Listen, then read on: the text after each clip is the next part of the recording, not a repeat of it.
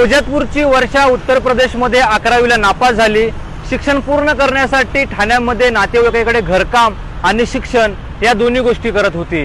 मात्र अवघ्या वयाच्या 19व्या वर्षी तिने ठाण्यातील निळकंठ ग्रीन या इमारतीमधून 31व्या मजल्यावरून उडी मारत आपलं जीवन संपवलेलं आहे।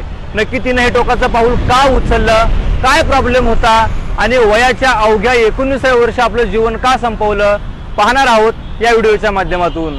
सुरुवातीला पोलिसांनी काय माहिती दिली पहा। आमच्या चितळसर पोलीस स्टेशन हद्दीमध्ये मुल्लाबाग निळकंठ येथे ओलिव्हिया सी विंग जी इमारत आहे त्याच्या 31व्या माळ्यावर देवीज दुबे नावाची फॅमिली राहत होती आणि त्यांच्या पत्नी लक्ष्मी दुबे यांच्या माहेरची तिची नातेवाईक जी होती वर्षा उपाध्याय 19 वर्षाची, मूळची यूपीची आहे, खोजातपूर आंबेडकर नगरची। ही जुलै 2023 मध्ये यांच्याकडे शिक्षण व कामाकरता येऊन राहिलेली होती। पण इथं राहिल्यानंतर तिचं इथं मन करमत नव्हतं। त्याबाबत तिनं आईला वगैरे सांगितलं होतं की मन करमत नाही, इथं मला गावी यायचं आहे। पण आईने सांगितलं की तिच्या शिक्षणाच्या भविष्यासाठी आणि भविष्यासाठी तू तिथं राहा असं सांगितलं होतं। पण दिनांक 24च्या संध्याकाळी सुद्धा तिने घरच्या आईला वगैरे फोन करायचा प्रयत्न केला की मन करमत नाही आहे, पण घरच्यांचा काही फोनचा प्रतिसाद मिळाला नाही। त्यामुळे ती 25 तारखेला सकाळी 9 वाजता थोडी डिप्रेशनमध्ये दिसत होती। हॉलमध्ये 1-2 फेऱ्या मारल्यानंतर ती त्याच इमारतीच्या रूमच्या बाहेर जी बाल्कनी असते त्या बाल्कनीमध्ये गेलेली आहे आणि बाल्कनीच्या 31व्या माळावरून खाली उडी मारून तिने आत्महत्या केलेली आहे असं आतापर्यंतच्या चौकशीमध्ये आम्हाला निष्पन्न झालेलं आहे। काय नोंद आहे आपल्याकडे? आमच्याकडे अकस्मात मृत्यू नोंद केलेला आहे 65 नंबर।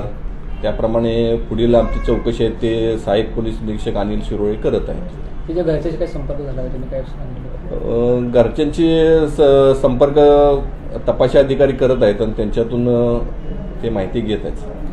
जे मुलं असतात त्यांना काय आव्हान असेल अशा प्रकारे जे आहे डिप्रेशनमध्ये जाऊन जीव देण्यापेक्षा आपल्या पालकांशी मित्रांशी संवाद साधला तर कुठेतरी अशा प्रकार थांबतील, काय आव्हान असेल नागरिकांना मुलांना?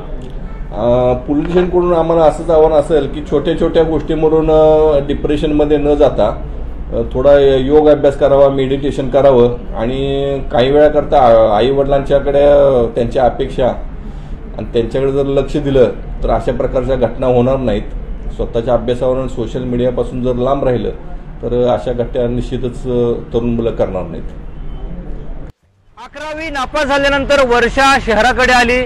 शहरामध्ये तिचं मन रमत नव्हतं। तिने याबद्दल आपल्या आई वडिलांना याबद्दल बोलूनही दाखवलं होतं। मात्र रिस्पॉन्स न मिळाल्यानंतर तिनं अखेर टोकाचं पाऊल उचलत 31व्या मजल्यावरून उडी मारून आपलं जीवन संपवल्याची माहिती चितळसर मानपाडा पोलिसांनी दिली। याबाबत पोलिसांनी आकस्मिक मृत्यूची नोंद देखील केलेली आहे।